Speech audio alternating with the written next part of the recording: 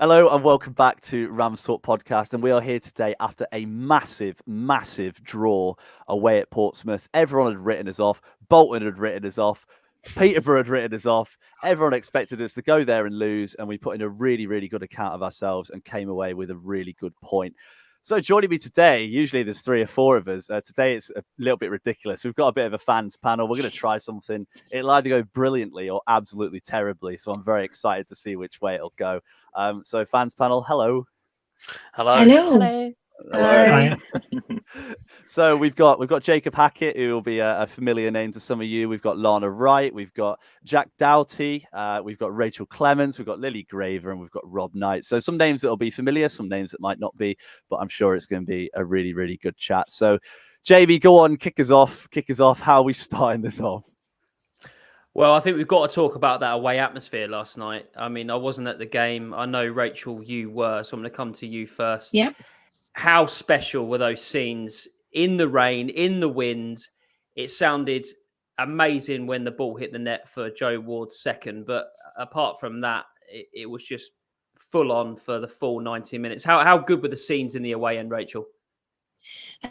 I mean, it was terrible weather, but a terrific, noisy from the moment you entered the stands. It was just everything in, flags going. Yeah, brilliant.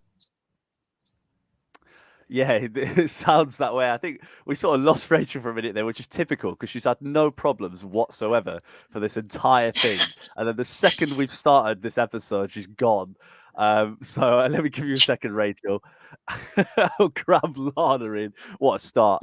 So Rob, you know, watching the game yesterday, I was lucky enough to be there. The atmosphere was absolutely unbelievable from before the game, during the game. We've talked about the impact that the fans can make this year, haven't we? A lot. And I think the fans made all the impact that the team needed yesterday.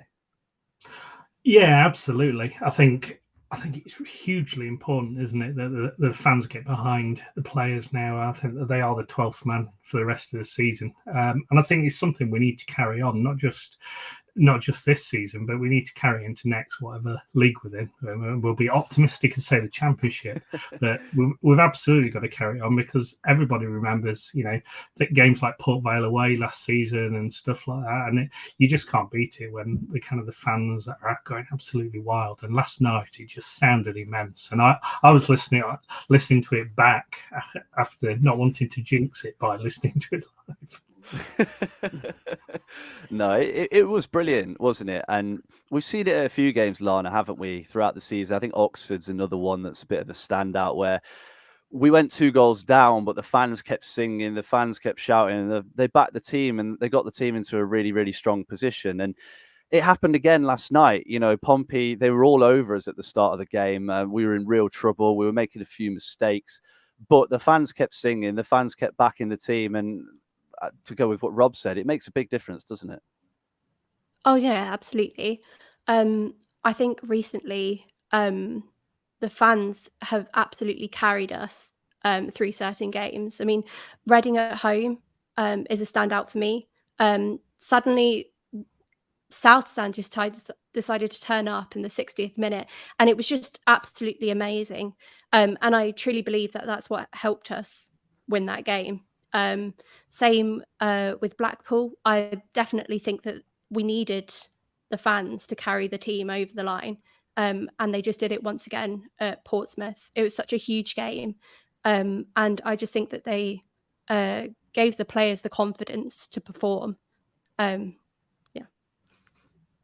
Yeah, no, I completely agree. Sorry, Jamie, go on, mate.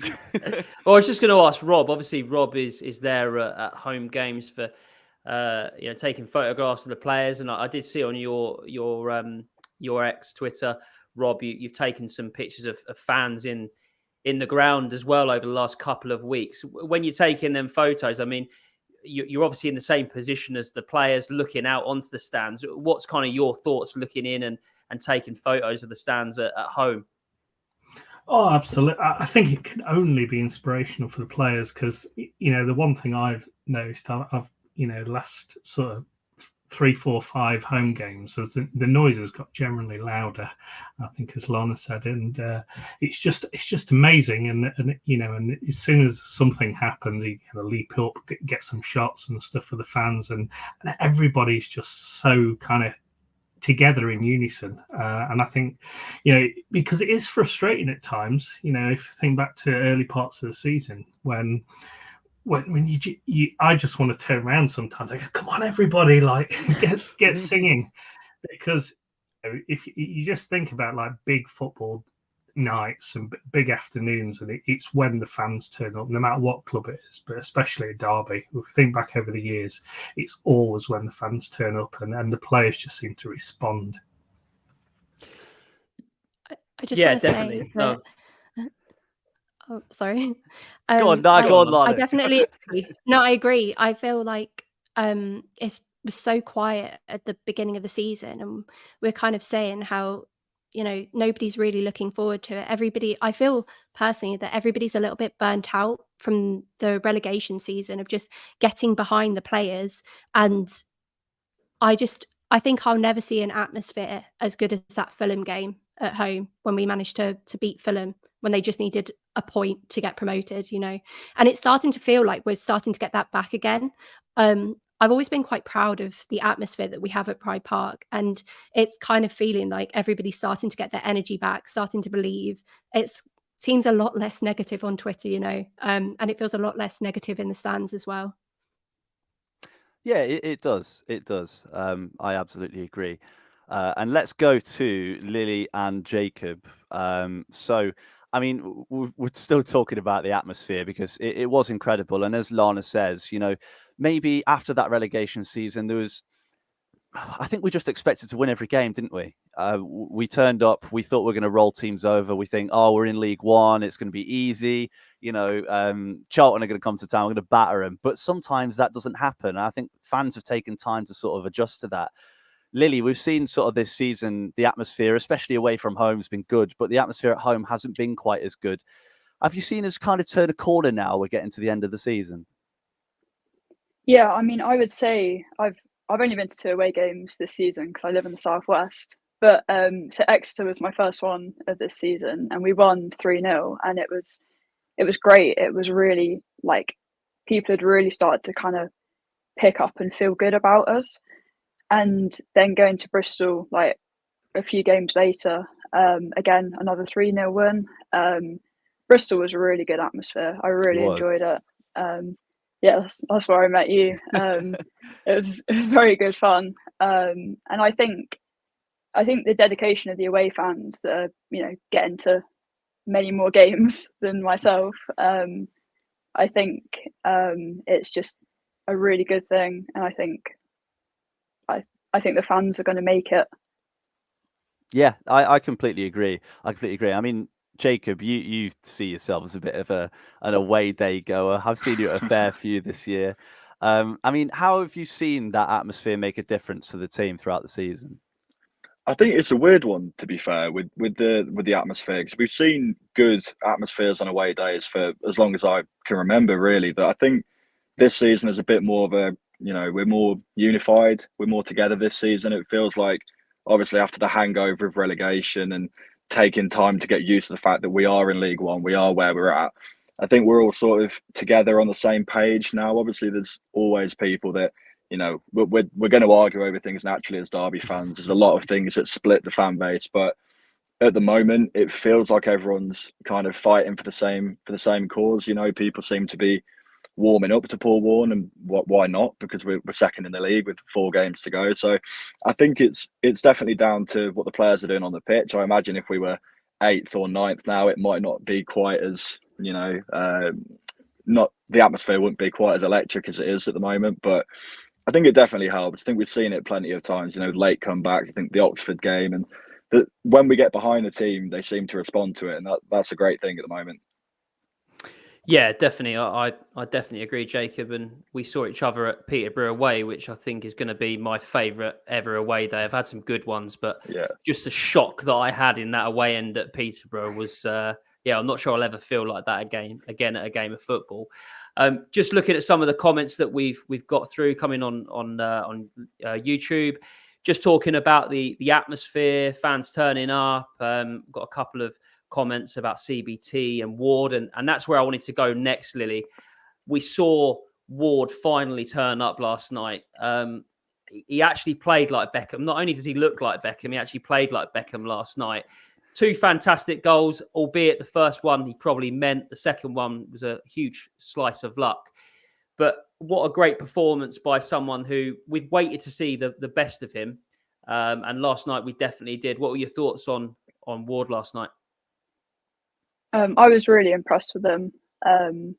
I have people that I know support Peterborough, and they said Ward was really one to watch. And he delivered tonight or last night, when it was needed.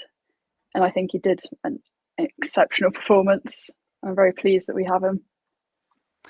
Yeah, I think it makes a big difference, doesn't it? Having players step up when they're needed. I mean, Jacob, we've seen all season. I mean, Joe Ward's someone on here that I wouldn't say we've necessarily criticised, but we've just wanted more from him because he is a good player. You can tell he's got it in him. He's got that delivery. The way he strikes a ball is different to any other player we've got in the team, but he's never really sort of kicked on and showed what he's got. He had a stint in the under-21s, played a few games for that, which I think for a player that's played, senior football for quite some time, would have been a bit of a kick in the teeth.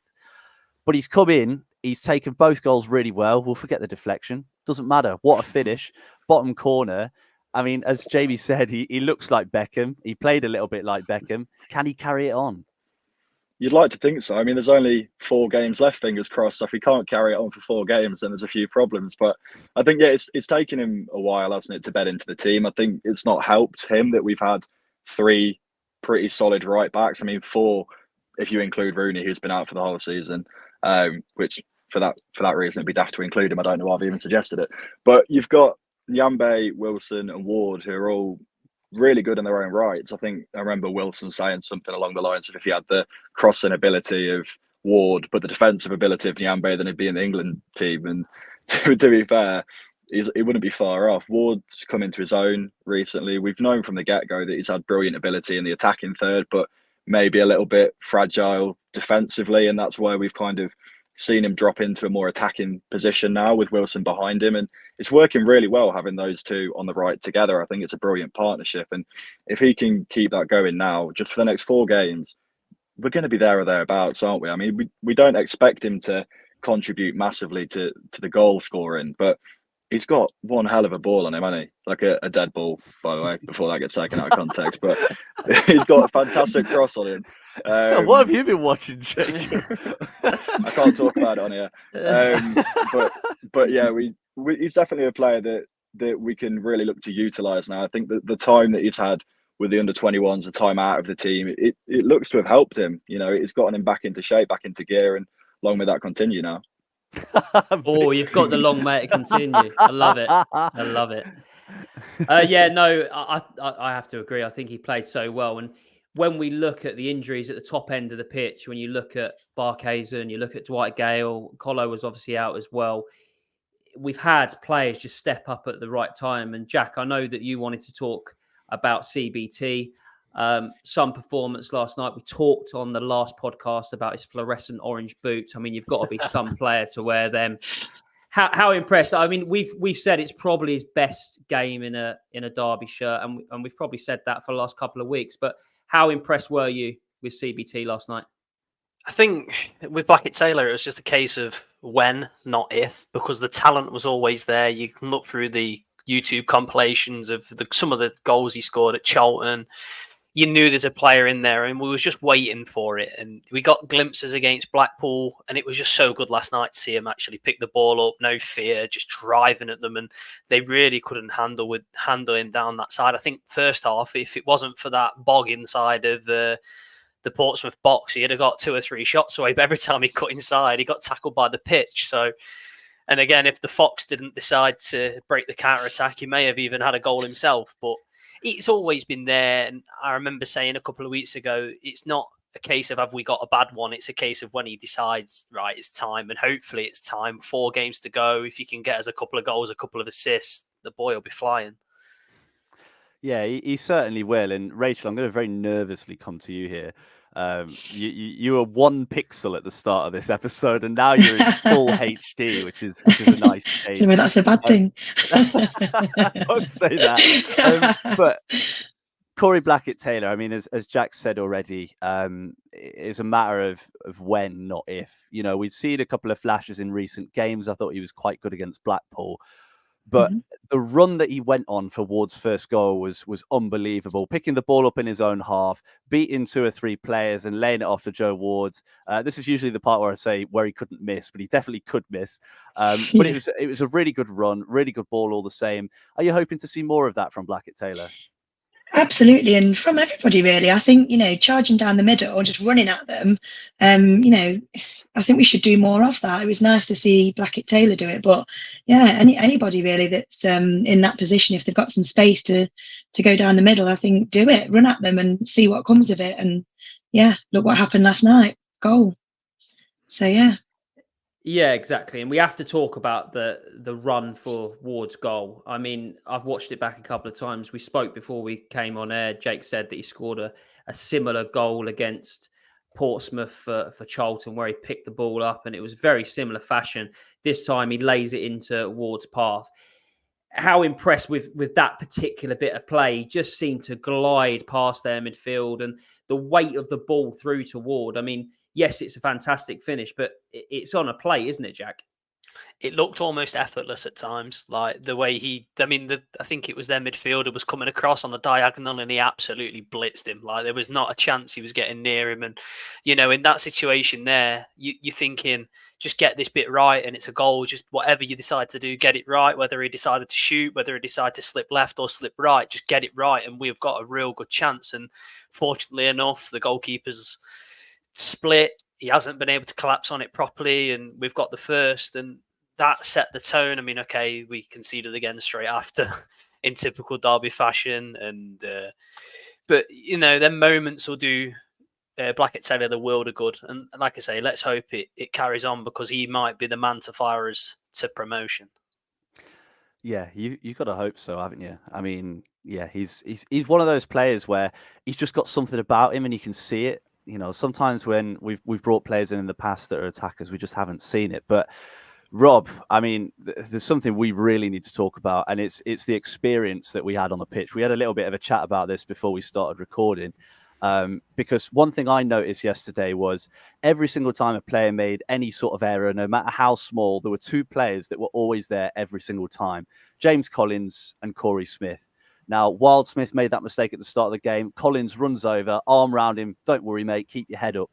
Cashin missed a header or something along those lines. Again, similar sort of thing. And we just had that mentality where everyone was picking each other up, and it made a massive, massive difference. And, you know, we've talked a lot about having an old squad throughout the season, Rob, but we're really seeing the effects of that kick in a positive way now. Absolutely. I mean, I think one of the things that's really, really clear, and one sort of said it right from the start, that is he signs players based on the character, and I think it's now starting to really, like, say, come to the fore. You know, players are working for each other. You see on the training ground, you see it pre-match, and we absolutely saw it yesterday, that those with the experience, Colo especially, and Corey, they were just there. And I think that is the value of signing people with the right psychology and the right mentality. You could have the most talented team, but if you can't drag your teammates along, you're never going to do anything. And I think that will be another thing that we've really got to pull, you know, put focus on for the last few games this year. I think that togetherness that you can see in the squad, I think it will carry us wherever we get to. It'll be the togetherness that gets us there. Yeah, definitely. I think the togetherness I've definitely seen over the course of the last couple of weeks, and I think it was highlighted last night. I'm not sure if anybody else saw this, but Corey Blackett-Taylor, I think it might have even been on the Fox incident that we'll get onto, but Corey Blackett-Taylor was quite frustrated, and Hourihane was kind of just speaking to him, settling him down. Obviously, Hourihane's lost his place in the team. We think he's not played in the last 2, and Smith and Adams have been fantastic. But having Conor Hourihane on the bench to you know, back you and potentially come on in the dying moments, that's really important as well, Lana, isn't it? I think so. I mean, he was voted by the players to be the captain. And I think that it's important to have somebody that you like and respect in your corner. I don't think he's played particularly well the last few games where he's played.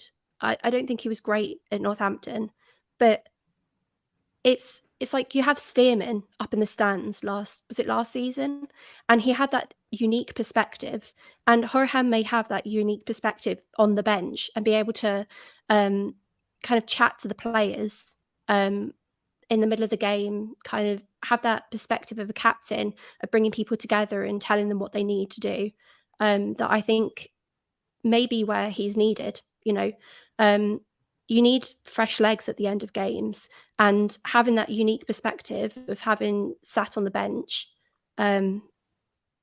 might well win us a couple, that we really need as we head to the end of the season.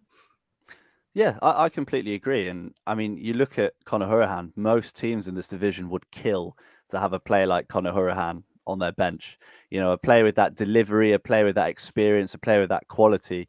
So yeah, having someone like Hourihane come off the bench, yes, again, people talk about his work rate. He can work for 5 or 10 minutes. He might not be able to do 90, but 5 or 10 minutes, he's definitely got something about him. But Jacob, there's one thing we need to talk about, and it was mentioned there by Jamie a minute ago.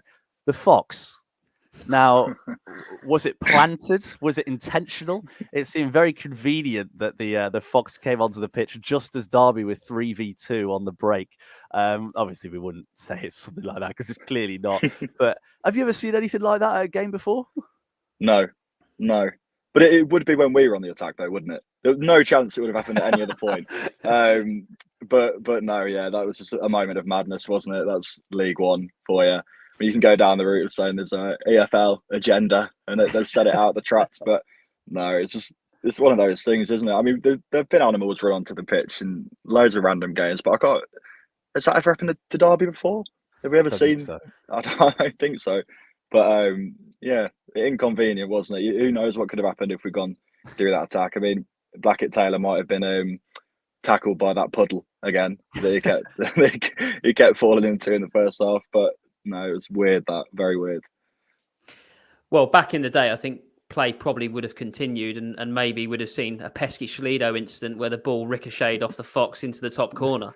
Maybe it would be the Fox rather than the defender. But yeah, I mean, we joke and we laugh, Lily, but that game yesterday really did have it all. It was a fantastic advert for League One football. Two teams that just went at each other, I saw a tweet, this was put out by, I can't remember who it was, but we're basically saying, look at Manchester City versus Arsenal and then look at Derby versus Portsmouth. It's two completely different games.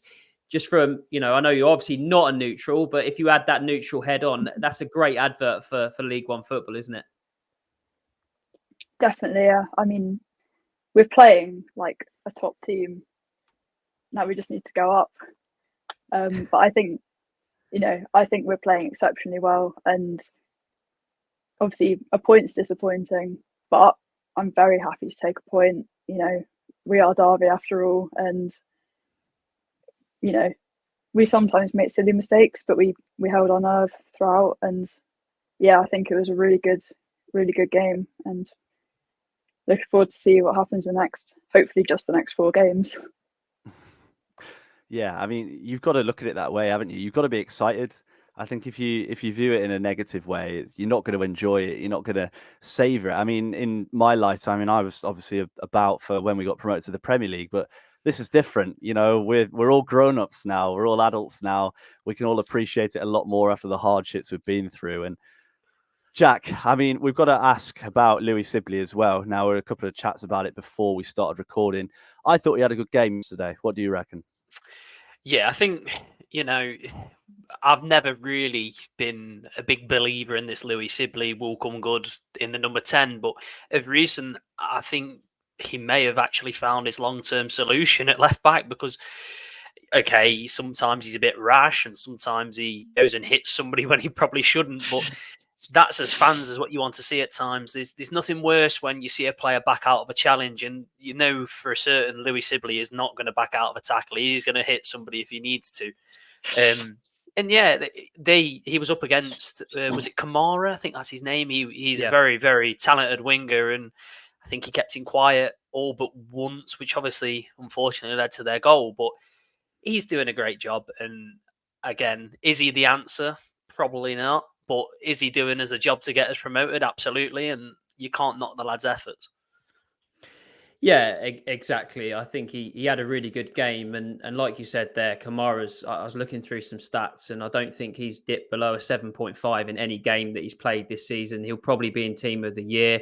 He'll probably go back to his parent club and be playing Championship football next season, potentially Premier League, because I think Norwich have still got a chance of going up through the playoffs. But Rachel, I think they targeted Louis Sibley last night. So not only are we saying he played well, but I think he dealt with just the tactics of kind of, playing down his side, trying to get the ball in over him. So I think he can come away and say that he had a very good game. What were your thoughts? What were your thoughts when you were there watching Louis Sibley?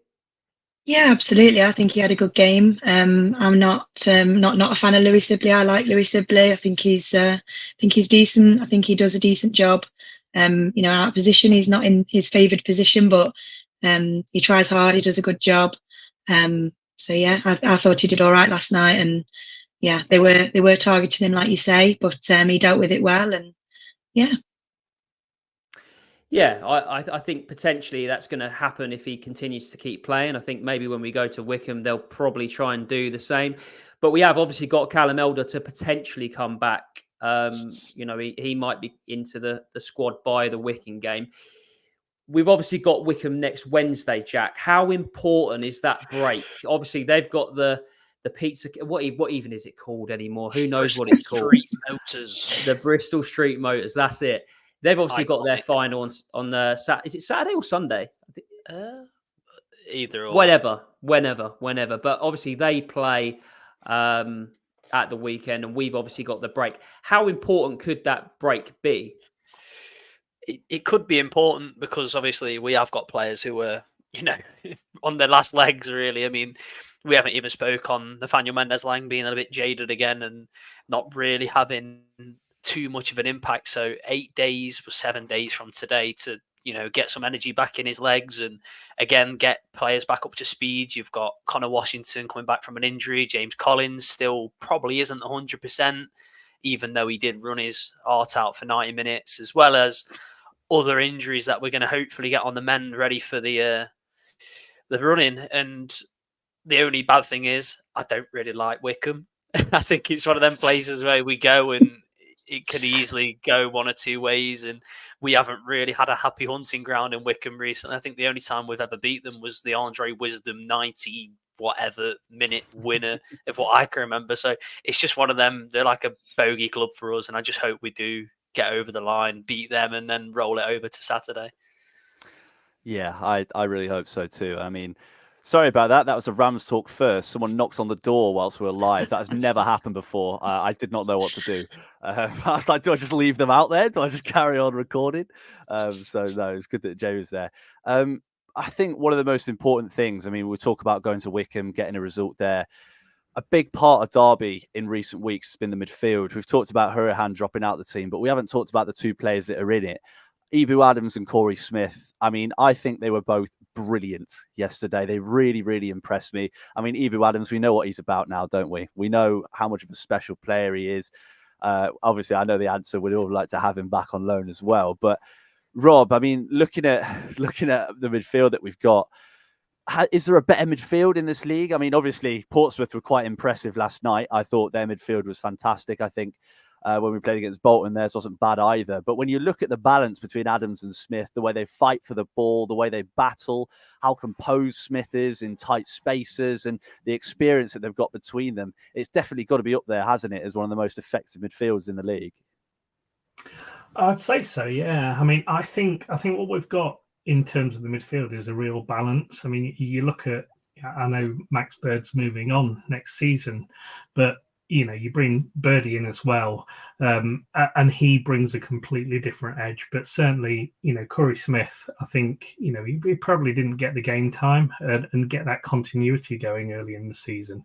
But I think he's really coming to his own because he just kind of creates a bit of a rhythm in there, which similar to what Birdie does, really, quite quietly, quite unassumingly. And Adams, he just reminds me of kind of, if you rolled Robin van der Laan and Daryl Powell together into one player, there's Ebou Adams. He's got the energy and he's just seemingly everywhere. And I think you need that engine room. And there's probably arguably other teams who would sort of say, they've got technicians and they've got really good midfielders. But I think as a balance, I think we've got a really good midfield. And even, as Conor Hourihane, as he may not have the legs, but he's got that calm head as well to come on. And I think that calmness. So I just think we've got a really good balance. And it's about now, and I think Warren's getting much better of it, is making the substitutions at the right time. He's been quite ruthless when he needs to be, and I think that'll hopefully serve us well because he's having the right players in the game at the right time. Yeah, and Lana, we've obviously got players coming back. Rob's mentioned Max Bird there, who will be back before the end of the season. In any other season, you'd probably look at Max Bird and think he's the first name on the team sheet to come back in. And he's almost, undroppable and he goes straight back in. I think Smith and Adams are going to probably have something to say about that. What's your thoughts? If Max Bird is fit maybe for the Leyton Orient game, I mean, Jake, you might have to help me to know if the timescale's right for that particular one.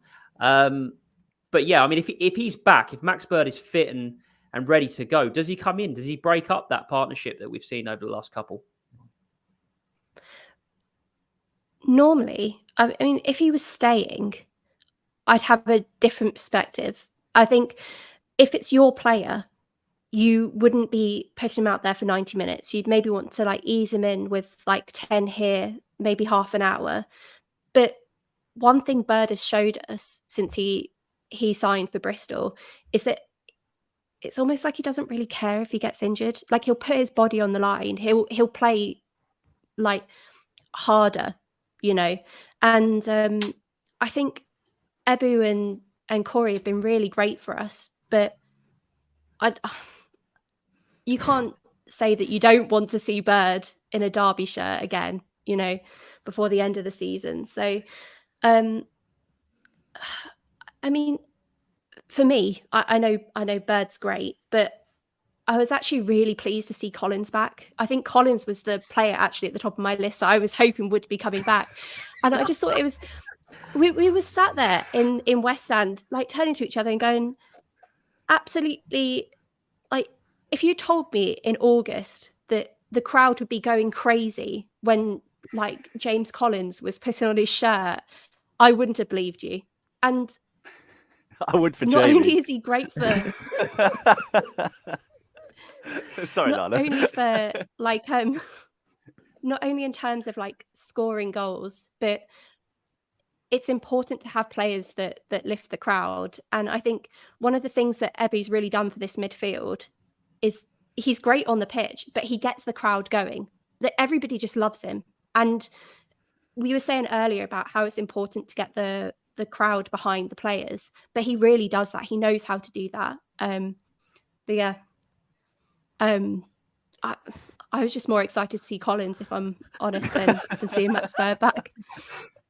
And that does go on. August me wouldn't believe it, what can I say? But I mean, that was it. We spoke a lot in last week's episodes about Collins and who we'd play up top, and me and Jamie disagreed. Jamie was very much in the Collins camp. I thought Connor Washington probably had more legs. I think Collins proved me wrong. I thought he was absolutely everywhere, and I thought he put in a pretty decent performance. His horrible defending for the second goal we will forget, because he made up for it by setting up our second goal, which is great. But Lily, I mean, looking at the strikers that Derby have available, we've got basically 3-4 if you count Mendes Lang, but it's always going to be one of Waghorn, Collins or Washington. Going into the Wycombe game next week, which one would you want to see the most? I'm going to continue the Collins love and say that I think he's really he's starting to really step up. And again, start of the season wasn't convinced, but I think he's doing quite well. And also, it is quite nice to see Waghorn as well. I do rate him as well. Jamie doesn't. No, I mean, I feel that Waghorn's got a part to play. I do think he's got a part to play. I just think about that game against Sheffield Wednesday when he kept us up, and if he can do something similar over the course of the next 4 off the bench. But what I would say is with Dwight Gale, with Washington, with Collins, I mean, someone's going to lose their spot on the bench, Jacob. If everyone's fit and you've got 3 strikers in this squad, for example, and I know obviously Waghorn can be versatile and so can Washington, so we can take that into consideration. But who are you ranking? Who's top? Where do you put these strikers in kind of preference on your side? For me, I think it has to be Collins top based off this season alone. Then it depends if we're working Gale into it as well. How good, you put Collins above Gale? That's what I'm saying. If we're working Gale into it, it gets a little bit tricky. We've only seen Gale for 4 or 5 games. We've not really had a proper spell in the team, but he was on fire. It obviously depends on the system we're playing as well. But I think based off the entirety of the season, I think it's Collins top. Then it comes into Gale purely because of the form he was in. Then between Waghorn and Washington, there's not really much to choose. I think for the sentimental value, you might go for Waghorn, but he's not really. He sort of had that hat trick against Peterborough, and then he's had his injuries, but he's missed a few big chances. He doesn't look quite the player that he used to be, and I think that's fair. It's been a fair few years since we signed him originally, but no, I think I might have to have Waghorn as a player that doesn't make the bench, which doesn't feel nice to say. I don't like the idea of not having him in the squad. But if you got all 4 fit, then I think Collins and Gale are definitely the 2 that you'd be looking to have in from the start, whichever way around that is. Washington, decent enough option off the bench, but Waghorn hasn't looked quite at it since coming back from injury. He looked a little bit.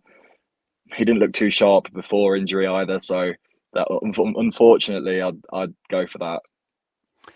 Yeah, to be honest, I have a feeling with the way Warren's been, I'd probably have all of them on the bench. I think we seem to name quite an offensive bench every week, don't we? Which is quite good to see, actually. It's good to see positivity on the bench when we've got so many players that play in those positions. I think all of them can play anywhere across the front line as well, which is beneficial. But Rachel, big question now is, Derby have got, 4 games left? Yeah. How many do we need to win to get promoted? Oh, I've not looked at the maths of that, Jake, but I think we can do them all. You reckon? Yeah. Oh, why not? Why not go in with positivity? I was saying to a friend the other day, imagine it, us all going nuts in the stands, the players dancing in front of us like Leeds away. Let's manifest it. We're going up. Well, let's hope so. I think for me, the tricky one, Jack, is Wickham. And I know we've obviously talked about them playing this weekend, but they will want to get one over us, won't they? There's this little rivalry that's appeared through actions by their chairman. So they're going to be bang up for that game, aren't they? Yeah, and I think every game's going to be difficult at this point because everyone's still got things to fight for. Like, I think Leyton Orient may still have a slight possibility of the playoffs if they win their last 6.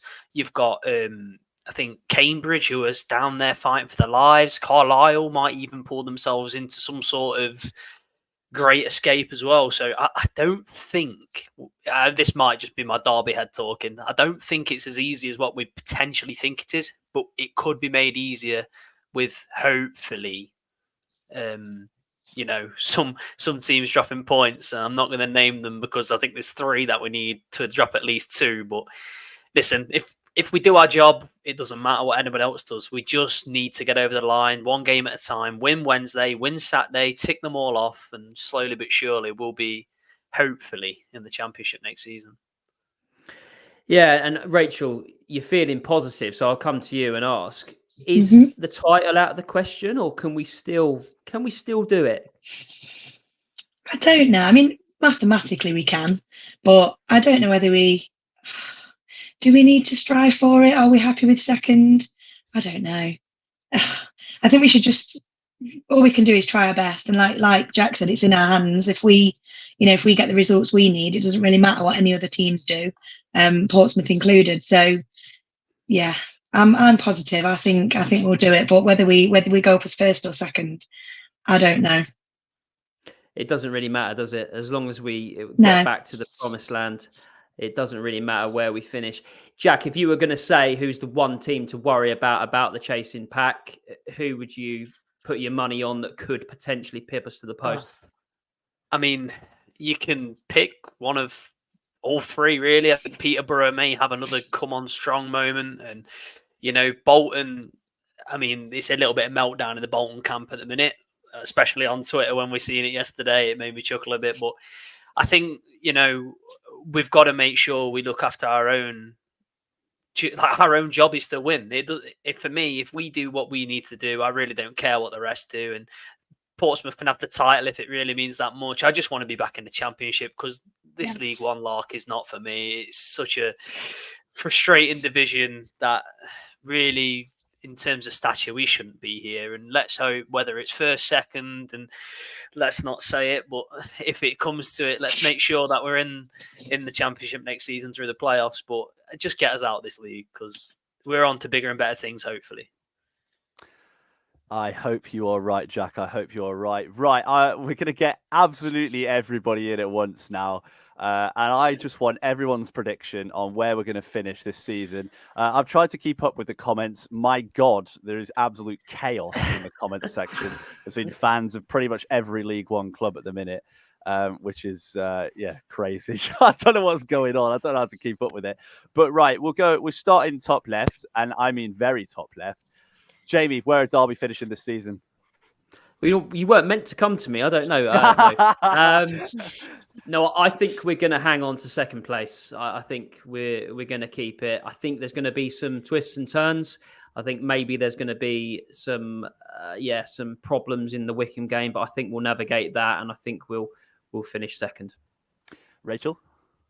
I think second as well. I'd be happy with that. Jack? I'm going to get the interactions going in the chat. We're going to win the league. Have that, Portsmouth fans. No, but on a serious, we're going to finish second. Lana, can you match that? It's second, isn't it? I think that the draw to Portsmouth has kept things interesting, especially since Portsmouth now need to beat Bolton to be up.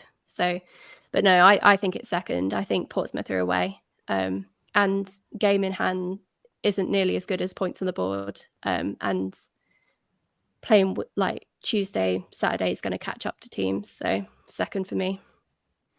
Let's hope you're right, Rob. Yeah, absolutely. I'd take second. Just like the Jim Smith season, I would absolutely take second, and I'd revel in the continuing Bolton meltdown. Don't say that. The comments are bad enough already. I don't have to read more of that. Jacob, what do you reckon, mate? I'm surprised at the positivity going on here with everyone saying we'll get second. I'm quite I hope we get second. The gut feeling, the sort of thinking back over the last 10 years, the pessimist in me is going, we're gonna drop into third, aren't we? But then the teams around us, the games they have, the running, we have a much nicer looking running. So I'll say second, but it's not a 100% sort of, yeah, I'm confident we'll get it. It's a sort of fingers crossed we should get it. Good way of getting yourself out of any trouble there, Jacob. That's a politician's answer. Expertly done. Yeah. Lily, what about you? What do you reckon? I think second. I think we can just hang on to it. Hang on. I really hope we don't go down. I think we are Derby. We've got to be realistic, But I think we're going to do second. I think we'll be okay. Yeah, I have to admit, I think I'm going to go with you guys. I think we've got the momentum now. We've got the belief now. You saw at the end of the game, you saw during the game what it meant to the players, what it means to the fans. I think we've got probably out of everyone the most favourable running as a few of you have said, we are Derby, so we'll probably lose at least one of them. But we do have a nice run into the end of the season, and we've got to believe in this team. We've got players coming back. Yes, as as Jack's mentioned, Mendes Lang's probably not at 100%. We've probably not got many players playing at 100%. Each one's carrying injuries. Each one's going into the final games with something wrong with them. But at the same time, they're giving everything, and you can tell that they're giving everything, and that's all you can ask, isn't it? So, yeah, I'll go with you guys and hope and pray that in a few weeks' time we are celebrating promotion back out of this terrible, terrible league. Because it's been pretty long. But right, thank you so much, everyone, for listening. I hope you did enjoy. It's been very different. We've had many technical issues, but that's just normal. That's just a part of this podcast. If there's not at least one technical issue, something's gone wrong. So it's been a real pleasure. And if you want more stuff like this, let us know. I think at least some of these guys would come back if we asked. Some of them might not. I'm looking at Jacob here, but you never know. So some might come back. And if you did enjoy, please do give us a rating on Spotify, Apple Pods. Subscribe on YouTube. We've hit 1,000 subscribers, which we're aiming to do by the end of the season. So to do it now is absolutely amazing as well. So thank you so much for that. And as the comments say, the Rams are going up. Allez, allez, allez. We usually do this every episode. There's only 4 of us and we still have problems. Jamie, you're at the top, so you're going to have to kick us off. So the way we do it, Jamie will say goodbye from me. Then it'll be Rachel. Then it'll be Jack. Then it'll be Lana. Then it'll be Rob. Then it'll be Jacob. Then it'll be Lily. And then I'll go last, just to make it as confusing as humanly possible. So right, go on, Jamie, you kick us off. I despise this tradition. Goodbye from me. It's goodbye from me. Goodbye from me. Goodbye from me. Goodbye from me. Jacob's muted.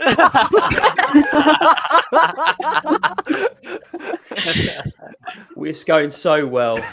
He's waved. That counts. Goodbye from me. And it's goodbye from me. Up the Rams. The Rams are going up, and we'll see you next week.